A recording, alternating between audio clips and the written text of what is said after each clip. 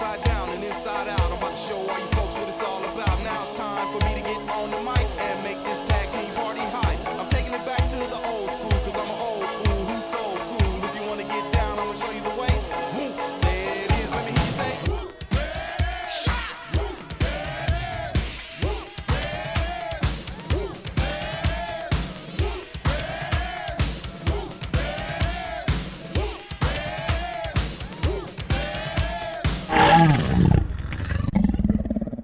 Good morning, Derby High School. I'm Amber Green. And I'm Josiah Ray.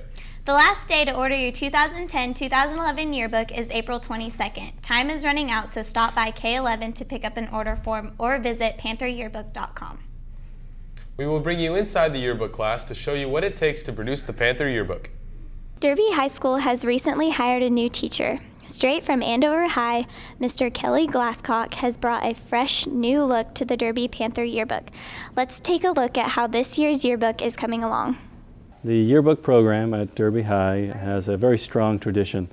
In fact, next year it's going to be our 100th yearbook, which means it's the century mark. It's going to be a special time to be on the yearbook staff.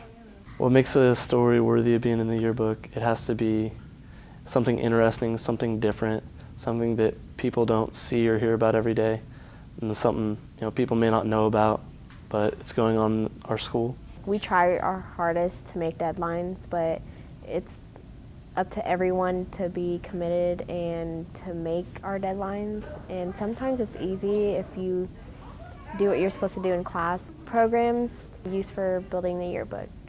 We use InDesign to make the pages, Word to write the interview questions and the story.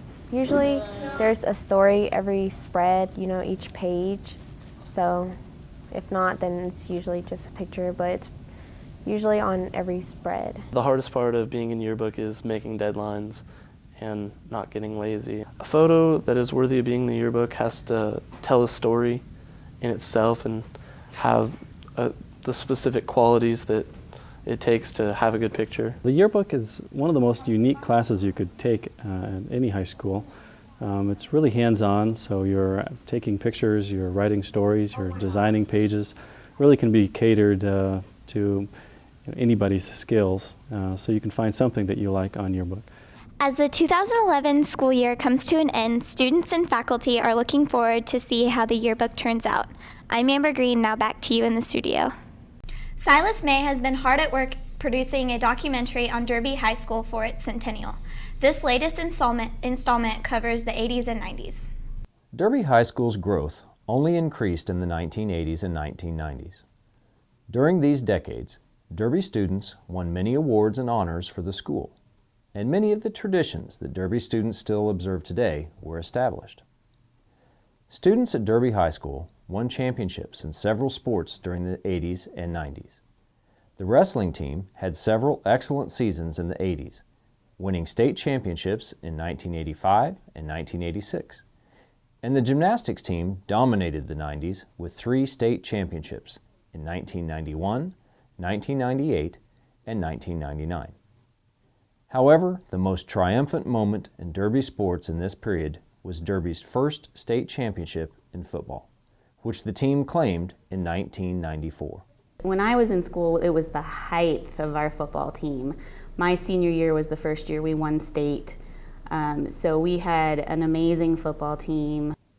This championship firmly established the reputation of Derby High School's football program and helped to make Derby a football town. Like today, I think one of the most special times of year was the fall and football season. I didn't play football, but I was at every game, home and away. That was something that we did when I was younger, even in grade school. With no family members playing football, we went to every game, home and away, traveled wherever the team went. And that was just part of growing up in Derby. You went to the football games. While some sports programs brought home championship titles in the 80s and 90s, others changed in different ways.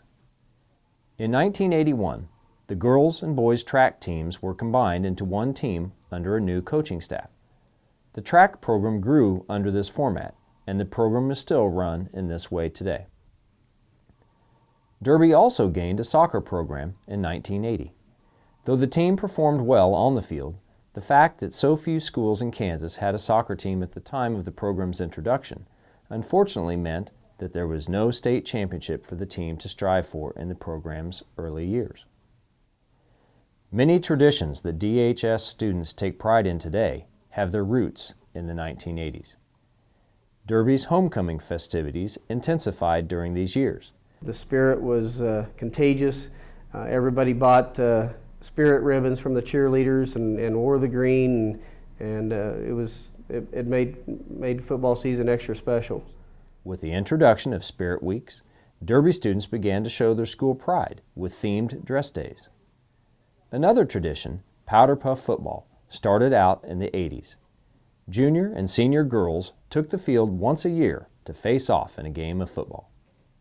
The vocal music department's popular Renaissance Feast and Pops concert also originated in this period. But the most monumental change of all came in the mid-1990s, when students moved to a state-of-the-art new building. At the time it was built, the building, which still serves students today, was the largest and most technologically advanced high school in the state. With a computer network, numerous classrooms and science labs, a large auditorium, a lecture hall, and new gymnasiums and locker rooms, the building was a point of pride for many students and staff, who delighted in being number one in size and spirit. If you're a poet, get your poems ready for the Spring Panther Poetry Reading. It will be held during advisory on Friday, April 15th. This is your chance to read a poem to audience members in the lecture hall. The poem can be an original or a borrowed one. Poets need to submit a typed copy of their poem to Miss Benefiel in L19 for approval. Audience members are also needed. All poets and audience members must have their agendas pre-stamped and have an entry ticket. Spaces are limited. Poems are due by Tuesday, April 12th. There will be a meeting for the Blood Mobile Recruitment and Registration Committee Thursday morning at 7:25 in the Stucco Room. Please come and help out a good cause. And now we'll take a look at what happens behind the scenes in broadcasting with Amber Green. Broadcasting students have been hard at work year-round. Let's take a look at some of the things that happen behind the scenes. Broadcasting, to me, is the news aspect. We do news shows and cover news stories, but it's also kind of a video production class where we don't just focus on news stories. We've made short films and documentaries and commercials and public service announcements. So it's kind of like you get to learn whether or not you like the news aspect of it or the movie making aspect of it, which is kind of a cool thing. The feel, the vibe of the classroom was a lot more relaxed. I mean, we can do things in this class, but I mean, Mr. Rogers still puts us in place if we, get too out of line, or, we still have to follow the rules, but I mean, it's just a lot more relaxed. The hardest part about broadcasting is dealing with the time essence and technical difficulties, because sometimes you'll think you're doing something right, but then you'll put it on the computer and see that your footage is messed up in some way and that you have to start over, or even some of the simplest edits can end up taking a lot of your time. My favorite part about broadcasting is just like how hands-on it is and how we can, go out and shoot stuff by ourselves and just, we can do things by ourselves, and we have a lot more freedom in this class.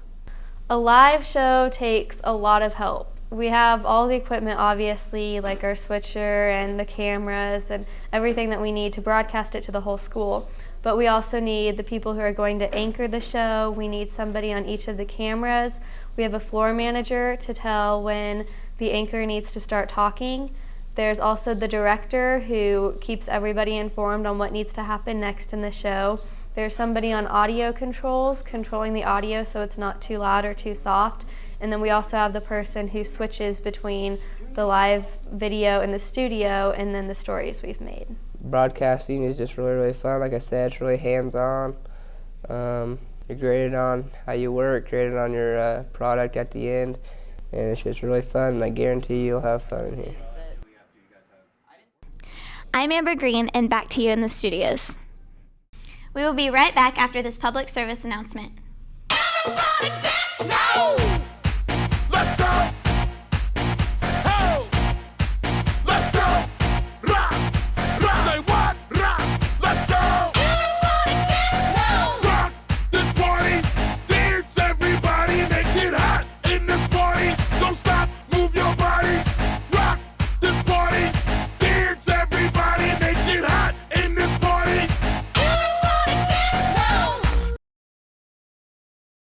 Could switching to Geico really save you 15% or more on your car insurance? Is it really a bad idea to run in the hallway?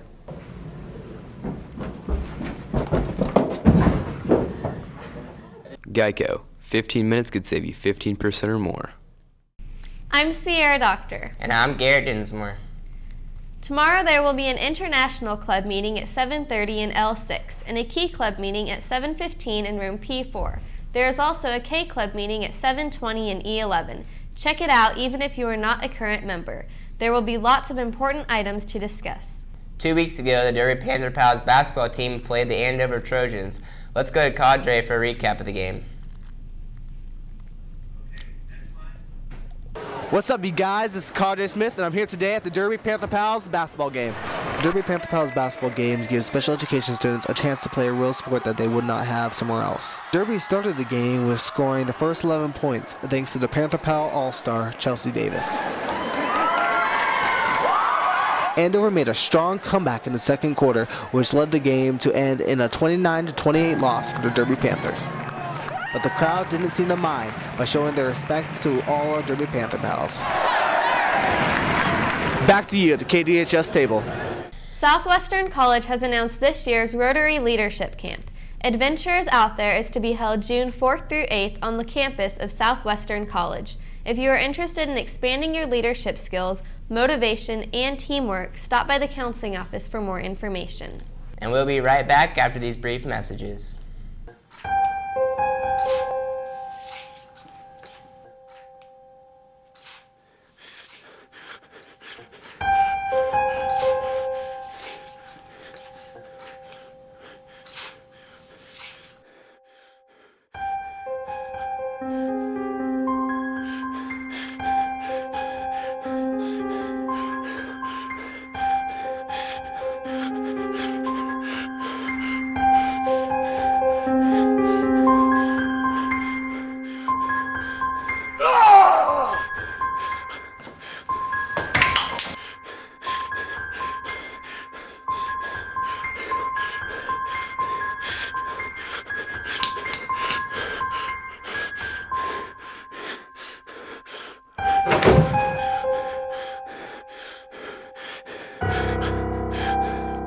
Don't forget your inhaler.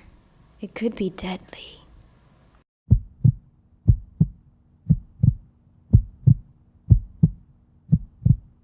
Based on true events in a galaxy far, far away. Directed by no one you actually know. This is mildly frightening. Comes a mildly frightening movie.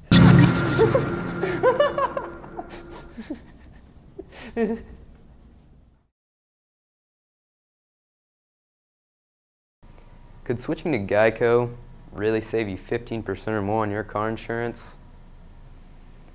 Can staring at the sun too long really make you go blind?